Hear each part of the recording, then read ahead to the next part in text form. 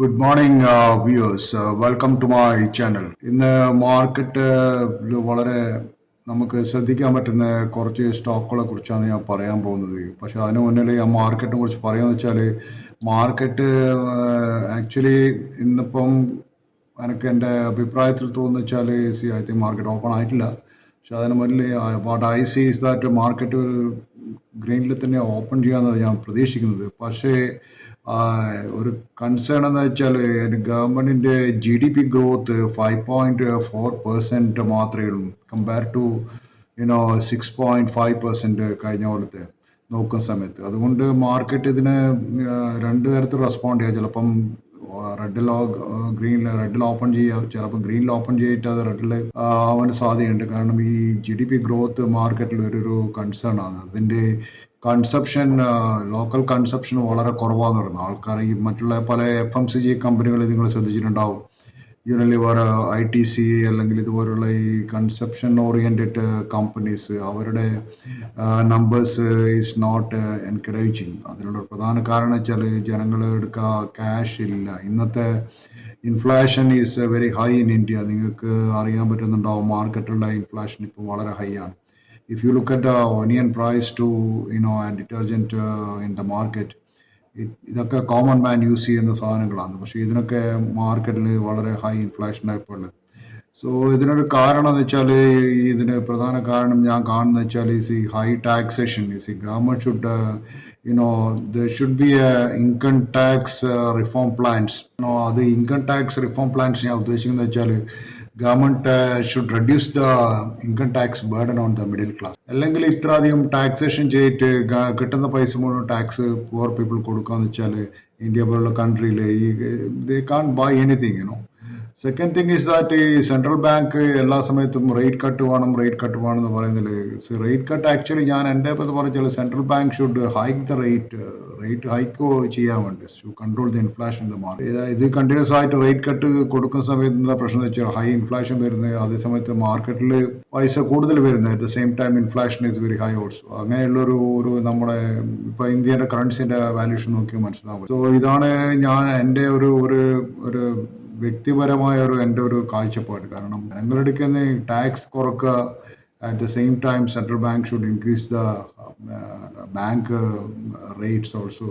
At least ഒരു 50-100 points എങ്കിലും central bank rate hike ചെയ്ത് കഴിഞ്ഞാൽ ഈ ഇൻഫ്ലേഷൻ കുറേയൊക്കെ കൺട്രോൾ ചെയ്യും. ഇന്ന് എനിക്ക് തോന്നുന്നത് ഇങ്ങനെ ചെയ്താൽ മാത്രമേ നമുക്ക് ഈ ഫിസിക്കൽ കറക്ഷൻ, ഫിസിക്കൽ മെഷേഴ്സ് ഇതുപോലത്തെ എടുത്തു കഴിഞ്ഞാൽ മാത്രമേ ഇവിടെ ഇപ്പം സാധാരണക്കാരന് ജീവിക്കാൻ പറ്റും. കാരണം വെച്ചാൽ ഇത് ഡിസ്പോസിബിൾ ഇൻകം എന്ന് വെച്ചാൽ ഈ കൺസ്യൂമർ സ്പെൻഡ് ചെയ്യുന്ന ഇൻകം. ഇപ്പോൾ ഡിസ്പോസിബിൾ ഇൻകം വളരെ കുറവാണ് എല്ലാവരുടെയും.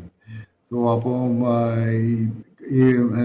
ഞാനൊരു എക്സാമ്പിൾ വെച്ചാൽ, നിങ്ങൾ ടാക്സ് കട്ട് ചെയ്യുന്ന സമയത്ത് it will stimulate or rising the to reduce the inflation. അത് നല്ലൊരു കാര്യമായിരിക്കും ഗവൺമെൻറ് ചെയ്തിട്ടുണ്ടാകും. എനിവേ നമുക്ക് എൻ്റെ ഒരു പേഴ്സണൽ അഭിപ്രായം അത്. പക്ഷേ ഞാനിന്ന് മാർക്കറ്റിൽ പറയാൻ പോകുന്നത് കുറച്ച് മിഡ് ക്യാപ് സ്റ്റോക്സ്, നിഫ്റ്റി സ്റ്റോക്സിനെ കുറിച്ചിട്ടാണ്. ഈ സ്റ്റോക്സ് വാച്ച് ചെയ്യുന്ന ആളുകൾക്ക് നാളെ ഇപ്പം വാച്ച് ചെയ്യേണ്ട സ്റ്റോക്സ് എന്ന് വെച്ചാൽ ഈ ഭാരതി എയർടെലും ഭാരതി എക്സകോമാണ്. അത് രണ്ടും ഒരേ കമ്പനി തന്നെയാണ്. പക്ഷേ ഭാരതി എയർടെൽ ഇപ്പം ഇന്നലെ ക്ലോസ് ചെയ്ത് 1627 ക്ലോസ് ചെയ്തിട്ടുള്ളത്. ഓൾമോസ്റ്റ് അത് ക്ലോസ് ചെയ്ത് 4.2% ഹൈലാണ് ക്ലോസ് ചെയ്തിട്ടുള്ളത്. ഭാരതത്തിൽ നോക്കുക വെച്ചാൽ അതിൻ്റെ EPS ഗ്രോത്ത് കൊടുത്തിരിക്കുന്നത് ട്രെയിലിംഗ് 12 months 20%, 20.24 ഇതിൻ്റെ EPS ഗ്രോത്ത് കൊടുത്തൊരു കമ്പനിയാണ്. അപ്പോൾ ഭാരതി എയർടെൽ നാളെ വാച്ച് ചെയ്യുക. അതുപോലെ വേറെ ഫാർമസ്യൂട്ടിക്കൽ കമ്പനി സിപ്ലയും സൺഫാർമ, ഈ രണ്ട് കമ്പനിയും നാളെ ചെയ്യാൻ സാധ്യതയുണ്ട്. സിപ്ലയും സൺഫാർമ 1830 വരെ പോകും. 1780 ഇന്നലെ ക്ലോസ് ചെയ്തിട്ടുള്ളത്. സോ ഞാൻ കാണുന്ന പ്രൈസ് ഒരു 1800 രൂപ. അതുപോലെ മഹീന്ദ്ര ഈ സ്റ്റോക്സുകൾ വാച്ച് ചെയ്യേണ്ട സ്റ്റോക്സുകളായിരിക്കും. മഹീന്ദ്രക്കൊക്കെ ഇനിയും സ്കോപ്പ് ഉണ്ട് പോകാൻ. ഇപ്പോൾ ഓൾമോസ്റ്റ് അതൊരു 3000 ബ്രേക്ക് ചെയ്താൽ പിന്നെ അത് മുകളിലേക്ക് പോകാൻ സാധ്യത. പിന്നെ എല്ലാ അഡാനി ഗ്രൂപ്പ്സിൻ്റെ സ്റ്റോക്സും എൻ്റെ പ്രതി നാളെ കൂടുതൽ ഇനി പെർഫോം ചെയ്യാൻ നിൽക്കുന്നത്. കാരണം അഡാനിൻ്റെ ബാഡ് ന്യൂസ് ഇസ് ഓവർ. ഇനിയിപ്പം അഡാനി പോർട്ട് ആയാലും, അഡാനി എൻ്റർപ്രൈസ് ആയാലും, അഡാനി ഗ്രീൻ എനർജി ആയാലും, ഈ അംബുജ സിമെൻറ്റ്, ACC സിമെൻറ്റ്, ഇതൊക്കെ അഡാനി ഗ്രൂപ്പ് സ്റ്റോക്സ് ഒക്കെ പെർഫോം ചെയ്യാനുള്ള സാധ്യത നാളെ വാച്ച് ചെയ്യാൻ പറ്റും സാധ്യതകളാണ്. ഇത് എൻ്റെ ഒരു യുനോ മൈ വ്യൂ. സോ നിങ്ങൾക്ക് സിപ്ലൊക്കെ ഇനിയും മൂവ് ചെയ്യണം. ശരിക്കും 1600 മുകളിൽ സിപ്ല പോകാൻ സാധ്യത കാണുന്നുണ്ട് ഞാൻ. അപ്പോൾ ഇതാണ് ഈ നിഫ്റ്റി സ്റ്റോക്സിനെ കുറിച്ച് പറയാനുള്ളത്. പിന്നെ ചില നല്ല സ്റ്റോക്സ് ഞാൻ കണ്ടത്, ഒന്ന് ഈ എംബസി ഓഫീസ് പാർക്സ് എന്ന് പറഞ്ഞൊരു കമ്പനി ഉണ്ട്. എംബസി ഓഫീസ് പാർക്ക്, അത് ഈ റെൻ്റൽ ഇൻകം അവരെ മെയിൻലി റിയൽ എസ്റ്റേറ്റിലെ റെൻ്റൽ ഇൻകം ആണ് അവരെ മെയിൻലി ഇൻകം. ഓഫീസുകൾക്ക് അവർ പ്രിമൈസ് റെൻ്റ് ചെയ്യുന്നത്.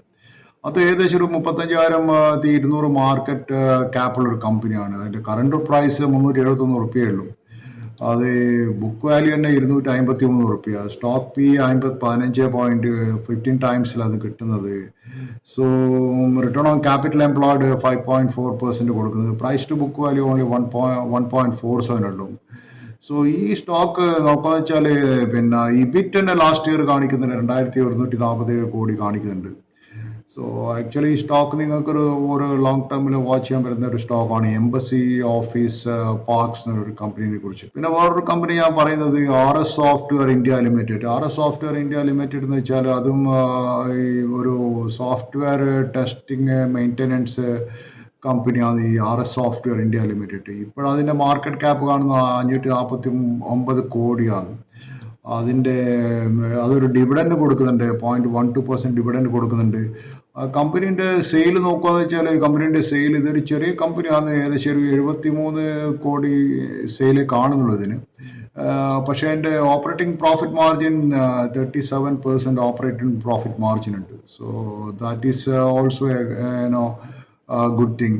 ഓപ്പറേറ്റിംഗ് പ്രോഫിറ്റ് ഗ്രോത്ത് കാണിക്കുന്ന 555% ഓപ്പറേറ്റിംഗ് പ്രോഫിറ്റ് ഗ്രോത്ത് കാണിക്കുന്നത്. RS സോഫ്റ്റ്വെയർ എന്ന് വെച്ചാൽ സ്റ്റോക്ക് പി 22 റുപ്യാണ്. സോ കറണ്ട് പ്രൈസ് 214 റുപ്യ. So you can watch all the stocks, may be it may be നല്ലൊരു ഗുഡ് ഇൻവെസ്റ്റ്മെൻ്റ് ആയിരിക്കും ചില സമയത്ത് ഈ ഇങ്ങനെയുള്ള കമ്പനികൾ.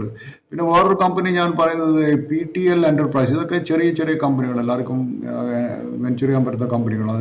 41 റുപ്യുള്ള സ്റ്റോക്കിൻ്റെ വാല്യൂ. ഈ ബുക്ക് വാല്യൂന് 68 റുപ്യ. അത് കറണ്ട് പ്രൈസ് 40 റുപ്യ. ബുക്ക് വാല്യൂക്കാട്ട് താഴെ ഒരു സ്റ്റോക്കും കിട്ടുന്നുണ്ട്. ഇറ്റ് ഈസ് ഡാം ചീപ്പ്. ഇതൊക്കെ വാല്യൂ സ്റ്റോക്സിനാണ് ശരിക്കും. അത് പ്രൊമോട്ടർ ഹോൾഡിംഗ് ഓൾമോസ്റ്റ് 70%. ഇത് അപ്പോളോ ടയർസിൻ്റെ ഒരു കമ്പനിയാണ് PTL എൻ്റർപ്രൈസ് എന്ന് വെച്ചാൽ. 18.5 അതിൻ്റെ ടൈംസ് ആണ്. 18 ടൈംസ് പിയിലാണ് ട്രേഡ് ചെയ്യുന്നത്. ഇൻഡസ്ട്രി പി നോക്കുമ്പോൾ 32 ഉണ്ട്. ഇബിറ്റ് ലാസ്റ്റ് ഇയർ 59 crores അതിൻ്റെ ഇബിറ്റ് ഉണ്ട്. So this A good company, I think so. പക്ഷേ ആ കമ്പനീൻ്റെ ലയബിലിറ്റി നോക്കുകയെന്ന് വെച്ചാൽ 39 crores, current asset 2.77 crores.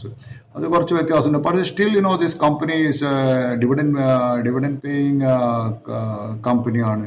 4.8% dividend കൊടുത്തൊരു കമ്പനിയാണ്. പിന്നെ വേറൊരു കമ്പനി ഞാൻ പറയുന്നത് വെച്ചാൽ power grid infrastructure investment trust എന്ന് പറഞ്ഞൊരു കമ്പനിയാണ്. ഇത് 86 റുപ്യയുള്ളൊരു കമ്പനിയാണ്. 86 റുപ്യ എന്ന് വെച്ചാൽ അതിൻ്റെ book value 82 rupees. Trading is almost near to the book values company. Stock P 10 റുപ്യുള്ളൂ. 10 ടൈംസ് സ്റ്റോക്ക് പി 10x ചെയ്യുന്നത്. And price to book value 1.05 അത്രയും വരുന്നുള്ളൂ. അതിൻ്റെ ഇബിറ്റ് ലാസ്റ്റ് ഇയറിൻ്റെ 1,142 കോടി കാണിക്കുന്ന കമ്പനിയാണ്. ഇതൊരു നല്ലൊരു ഡിവിഡൻഡ് പേയിങ് കമ്പനി കൂടിയാണ്. Power grid infrastructure investment trust എന്ന് പറയും. പിന്നെ വേറൊരു ബാങ്ക് ഞാൻ പറയുമ്പോൾ ഈ കരൂർ വൈശ്യ ബാങ്ക് എന്നൊരു കമ്പനി. അത് കരൂർ വൈശ്യ ബാങ്ക് 237 ഇപ്പോൾ ട്രേഡ് ചെയ്യുന്നത്.